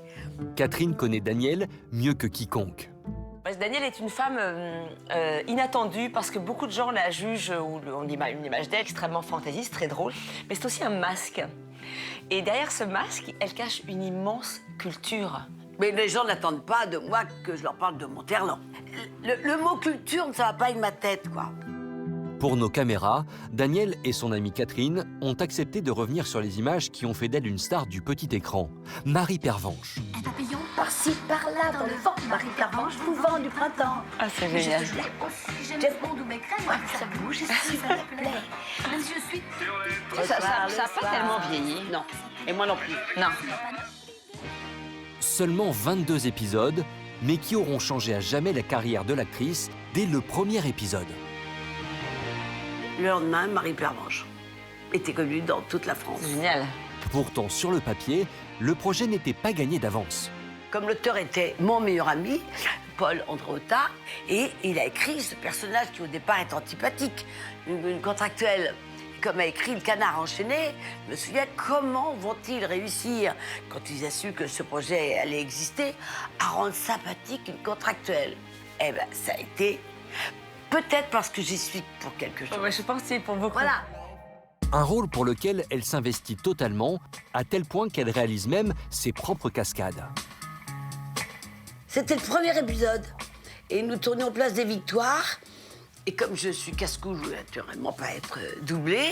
Et alors Claude Boissol, le metteur en scène, a dit « Bon d'accord, tu le feras, mais on te met un coussin sous ton derrière, sous mon cul. » Voilà, il a dit ça. Après 3 saisons, malgré le succès, la série s'arrête, l'auteur partant sur d'autres projets. Mais 40 ans plus tard, la comédienne apprécie encore tellement son personnage qu'elle ne serait pas contre l'idée de porter à nouveau son petit chapeau bleu. J'imagine Marie Pervenche qui s'ennuie. Elle est à la retraite, elle est sur son balcon. Elle est là, elle regarde de temps en temps son petit costume bleu qui prend la poussière, quelle étoile d'araignée. Et elle décide d'aider à son mari. Hervé, ça suffit, je lui remets. Allez, on va l'écrire, on va le vendre. Tape. En attendant d'enfiler de nouveau son costume de contractuelle à l'écran, Danielle poursuit son chemin de comédienne de théâtre. Super grand-mère, comédienne aguerrie, il ne manque aujourd'hui à Danielle que l'amour pour être une femme comblée.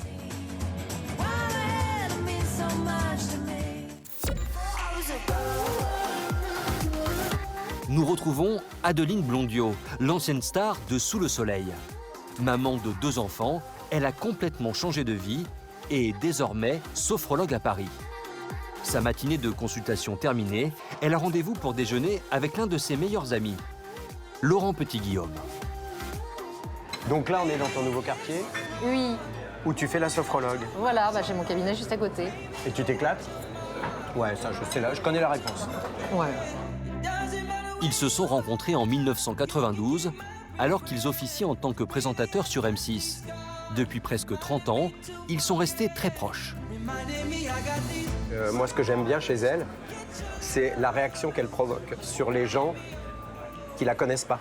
Souvent, les gens disent « Ah, elle est dure !» Quand je me balade dans la rue, j'ai pas forcément l'air aimable si je souris pas. C'est vrai que je me balade pas. Voilà.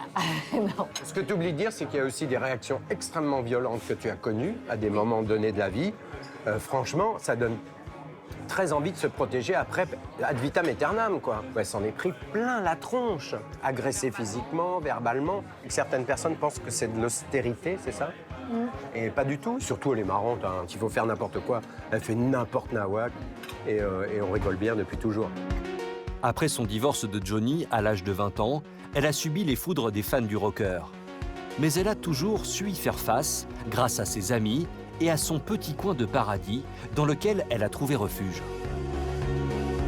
Quelques jours plus tard, dans le sud de la France, en Camargue. C'est ici, à quelques kilomètres des Saintes-Maries-de-la-Mer, qu'Adeline a acheté une maison il y a 2 ans. Comme chaque matin, elle débute sa journée avec 30 minutes de yoga, un sport qu'elle pratique depuis ses 13 ans. La Camargue, parce que c'est comme une Madeleine de Proust, en fait. Mon père est un cow-boy et il nous a appris à monter et à aimer les chevaux ici. Et pour moi, ça a toujours été synonyme de liberté et d'authenticité ici. Une vie loin des mondanités, dans laquelle Adeline s'épanouit pleinement. Adeline trouve son équilibre en prenant notamment soin de son corps au quotidien. Car la plastique de la comédienne lui a permis de camper le rôle de la sexy Caroline Drancourt dans Sous le soleil. J'ai 49 ans. Oui, j'ai 49 ans. J'ai toujours entretenu mon corps, j'ai toujours fait attention à ce que je mangeais. Pendant longtemps, sur Sous le soleil, on était considérés comme des femmes esthétiques. Donc, il fallait faire attention à avoir les fesses fermes, pas prendre de kilos. Donc, toutes les 3, après avoir fait des journées de 12 à 14 heures, quand on avait le texte du lendemain à apprendre, donc une trentaine de pages, même à 11 heures du soir, tu rentres, t'es gelé, tu te réchauffes en faisant tes abdos, des pompes, des planches. Ça faisait partie de notre job aussi d'être esthétique. La séance de yoga terminée, cette amoureuse des chevaux depuis toujours aime visiter les éleveurs du coin. Parmi les juments et leurs poulains, Adeline ne regrette pas son ancienne vie. Les plateaux de tournage, ça me manque pas. En revanche, ça, quand je l'ai pas, ça me manque. Je vois beaucoup de collègues, d'anciens collègues qui sont encore tellement accros au plateau de tournage, à la médiatisation, à voir sa photo sur les sites, sur la presse et tout ça. Moi, ça n'a jamais été une drogue, ça n'a jamais été un besoin. Et quand elle vient en Camargue, son activité favorite, c'est le tri de taureaux à cheval à la manade des Marquises. Elle aide le manadier, le propriétaire du troupeau, à séparer des autres les taureaux qui partiront en course camarguaise. Tu es obligé d'avoir le pantalon de gardien et la chemise de gardien aussi. Après, il faut le chapeau, évidemment. On est loin du bikini, de sous le soleil à Saint-Tropez. En même temps, le bikini part sur une plage, voilà quoi. Aujourd'hui, Adeline en est certaine, son avenir est ici. Ça reviendra peut-être, mais c'est pas du tout, quand je m'imagine dans 10 ans, c'est pas du tout les caméras qui me viennent à l'esprit. Je me verrais bien par ici quand même, un peu plus installée, en ayant développé peut-être d'autres activités concernant le mieux-être, à partager, à proposer aux autres. Dans 10 ans, non, la première réflexion, c'est pas forcément un plateau, non. 25 ans après ses débuts de comédienne, Adeline Blondiau n'a presque plus de lien avec le monde de la télévision. Elle semble avoir trouvé l'équilibre entre ses passions artistiques et ses 2 enfants.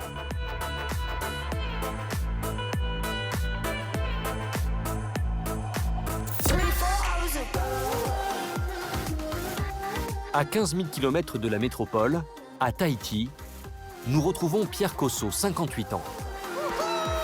L'acteur emblématique de la série Les Cœurs brûlés. Il habite ici depuis à peine 2 ans et a renoncé au cinéma et à la télévision. Aujourd'hui, c'est un jour déterminant pour sa carrière.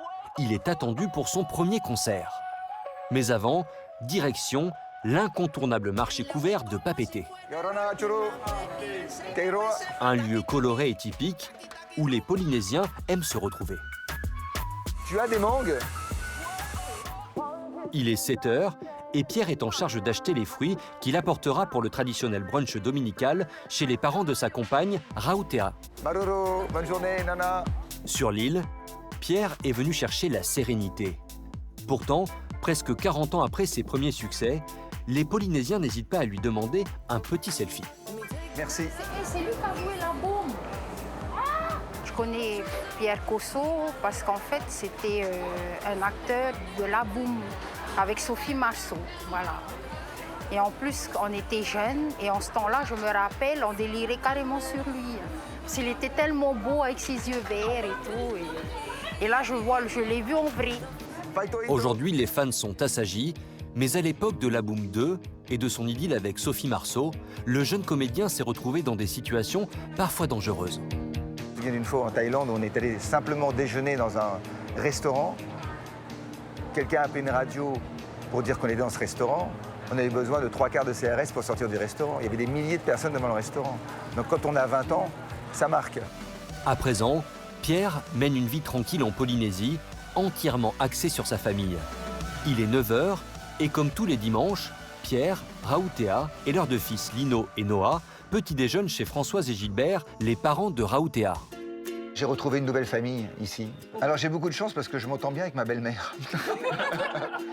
Pourtant, entre Françoise et Pierre, ce n'était pas gagné d'avance. Quand ma fille m'a appelée pour me dire qu'elle était avec Pierre Cosso, il a joué dans La Boum. Moi, je ne connaissais pas La Boum. Moi, je lui fais ah bon.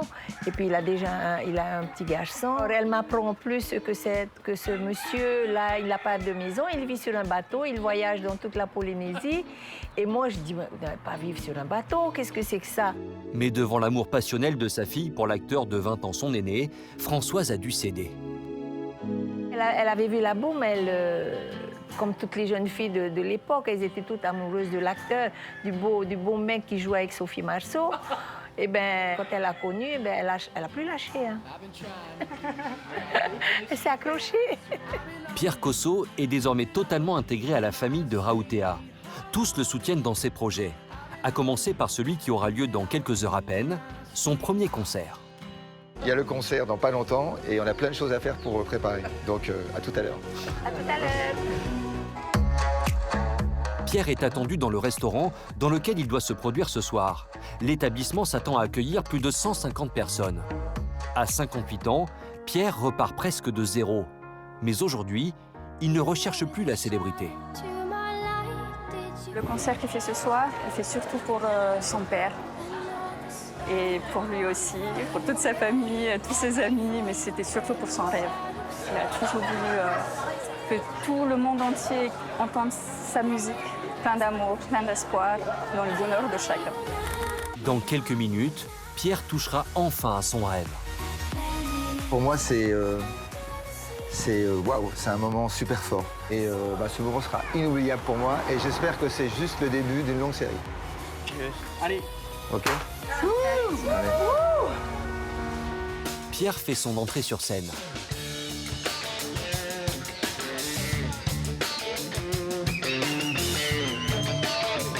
Merci du fond du cœur d'avoir répondu présent pour ce premier concert du Koso Gang. Pendant plus d'1 heure, il enchaîne les chansons et se donne face à son public. L'eau des brunes de Java, la vie à 3 pour un petit bout d'amour.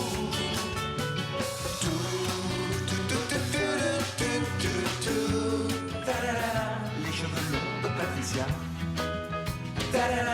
Je remercie Sergent Garcia.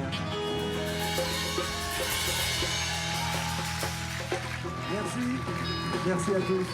Le concert fini, Pierre est fatigué, mais heureux. Bravo mon amour. Félicitations. C'était comme dans un rêve. C'est à partir du moment où je suis rentré sur scène, t'es projeté dans un autre monde. J'ai eu des gens qui m'ont dit des choses qui m'ont vraiment touché. Il y a des gens qui ont pleuré. Et voilà, c'est le but en fait, c'est de transmettre l'émotion. Et puis de passer un bon moment avec tout le monde, avec le public, avec les musiciens. Ah, c'était extraordinaire comme moment. Oh, extraordinaire. Pierre Kosso est en passe de réussir sa reconversion. D'acteur à musicien, il a déjà un nouveau rêve à réaliser. Partir avec son groupe, faire une tournée internationale. À Paris, nous retrouvons Christophe Ripper, alias Luc, le beau gosse de Premier Baiser. En 2003, Christophe fait le choix de s'éloigner du show business. Désormais, il trouve son équilibre auprès d'amis comme Alex, qu'il connaît depuis 30 ans. Alex a suivi de près l'évolution de Christophe. Il l'a toujours soutenu dans ses décisions professionnelles et personnelles. Comme par exemple, son choix de ne pas avoir d'enfant. C'est très simple en fait, c'est une question d'envie. Moi je fonctionne par envie. Oui, non. Si c'est non, je fais pas. Donc pour l'instant, c'est pas du tout un truc, ça m'est même jamais venu à l'esprit en fait. Christophe est le parrain de la fille d'Alex. Et à en croire son ami, Christophe ferait un excellent papa. Il est avec ma fille, c'est comme un gâteux. J'adore les enfants. Les enfants. À tout moment, il va se marier, il va avoir un enfant et personne s'y attend. Même pas lui. Pour le moment, la priorité de Christophe n'est pas de devenir père, mais de trouver un grand appartement dans lequel il habiterait et où il installerait en même temps les bureaux de son entreprise. C'est ici, là, c'est... Voilà. La porte est ouverte. Bon, ok, cool. Allez. Alex, agent immobilier, a déniché pour lui un luxueux triplex au dernier étage dans le 16e arrondissement. On est seul au monde. C'est une maison sur le toit. Maison sur le toit. Une maison sur le toit. Et on a la vue Tour Eiffel. 250 mètres carrés pour 8 000 € par mois. Christophe fait déjà ses calculs. WeWork, ça me coûte quand même 10 000 par mois. J'ai mon appartement aussi, un 70 mètres carrés, un Neuilly, ça me coûte 2003. Ça fait 12 000 par mois, ça fait 150 000 à l'année. Je me dis que si on trouve un truc entre 7, 8 par mois, un appartement qui fait un peu les deux, c'est 70 000 €, entre 70 et 80 000 € versus 150. Donc il y a une économie que je peux mettre ailleurs. Christophe ne s'en cache pas. L'argent tient une place importante dans sa vie. Cela n'a pas toujours été le cas. Riche avant l'âge de 30 ans, il ne reste plus rien des 2 millions d'euros qu'il a gagnés lors de ses années à B. Tu gagnes du blé et j'en ai gagné pas mal et voilà. Et je pense que j'avais pas la valeur de l'argent assez. À 20 ans, j'avais pas eu cette notion de ce que c'était vraiment. Aujourd'hui, je ferais différemment. Finalement, Christophe ne déposera pas de dossier pour cet appartement. Pas très vite, pas vite. 20 ans après avoir quitté le monde de la télévision, l'ancien comédien n'a pas totalement fermé la porte à un éventuel retour. La vérité, ça me manque un peu. J'aime bien cette énergie, cette espèce de légèreté, de divertissement, d'entertainment finalement. Et si je devais revenir, d'abord ce serait ou avec un beau projet, le théâtre, ou une très belle fiction, un bel unitaire, ou évidemment le cinéma, un beau projet. Je crois que j'ai envie de m'amuser, j'ai toujours aimé m'amuser. De toute façon, je suis un grand gamin, hein. De toute façon, un gamin qui prend quelques cheveux blancs, mais un gamin quand même. Alors que depuis 23 ans, il refuse de participer à des émissions de télévision, ce soir, il a accepté de parler de son passé d'idole dans l'émission TPMP. Refaire un projet avec plaisir, mais quelque chose qui me donne vraiment envie. En fait, je fonctionne par envie. L'émission s'est bien passée. Les chroniqueurs sont ravis d'avoir retrouvé le célèbre interprète de Luc dans Premier baiser. Je vois qu'il a bien géré ce passé, puisque maintenant il a l'air bien dans ses baskets. Je l'ai trouvé cool et beau gosse. J'ai noté qu'il n'avait pas complètement fermé la porte. Éventuellement, à l'avenir, s'il se produisait quelque chose qui pourrait éventuellement l'intéresser. Les chroniqueurs l'ont bien compris, Christophe semble reprendre goût à la télévision.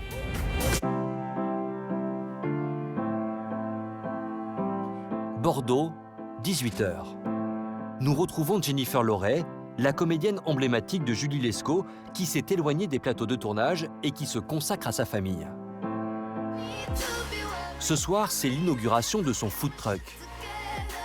Entre amis et voisins, elle n'attend pas moins d'une centaine de personnes. Bonsoir. Oui, bien sûr. Ça y est, c'est parti. Ce soir, la réalité rejoint la fiction. Jennifer s'improvise serveuse. Un rôle proche de celui de sommelière qu'elle incarnait dans Une famille formidable. C'est un petit clin d'œil aussi de toutes ces années d'Une famille formidable. C'était mon métier à l'écran. J'étais dans mon food truck. La terrasse du food truck se remplit rapidement. Ce soir, tout le monde met la main à la pâte. Mais pour le futur, le rôle de chacun des associés est bien défini. Thomas sera le gérant et Jennifer fera la communication et l'événementiel. Bonsoir tout le monde. Donc ce soir, c'est l'inauguration. Voilà, c'est le restaurant qu'on vient d'ouvrir avec Thomas, mon associé, et celui de Patrick. Je vous fais tous des gros bisous. Et je vous dis à tout à l'heure. 19h, la terrasse est pleine à craquer. Véronique Geneste, sa seule amie du showbiz, n'a malheureusement pas pu faire le déplacement. Par contre, Vanessa, sa grande sœur, n'aurait manqué le début de cette nouvelle aventure pour rien au monde. Elle a toujours mis l'idée à l'heure et qu'elle soit comédienne, restauratrice, peu importe le métier que demain elle pourra faire, je serai toujours fière de ma sœur, quoi qu'il arrive. De comédienne à restauratrice, Jennifer a réussi son pari. On est super contents. Franchement, on ne pensait pas être aussi nombreux, on ne pensait pas que ça plairait autant. C'est top quoi. On a des réservations jusque-là, donc c'est cool. On se fait un gros câlin en fait. On est super fiers de nous. Ouais, c'est top, vraiment, ouais. À 40 ans, Jennifer Loret est une femme heureuse. Depuis notre tournage, Adeline Blondiot continue d'aider les autres en tant que sophrologue. Pierre Cosso est en pleine organisation de sa tournée internationale. Jennifer Loret s'investit beaucoup dans son nouveau restaurant et ses projets immobiliers. Christophe Ripper sera prochainement acteur dans la nouvelle version de Premier baiser. Et Daniel Evenou est en pleine tournée dans toute la France avec sa pièce « Ce n'est pas du tout ce que tu crois ».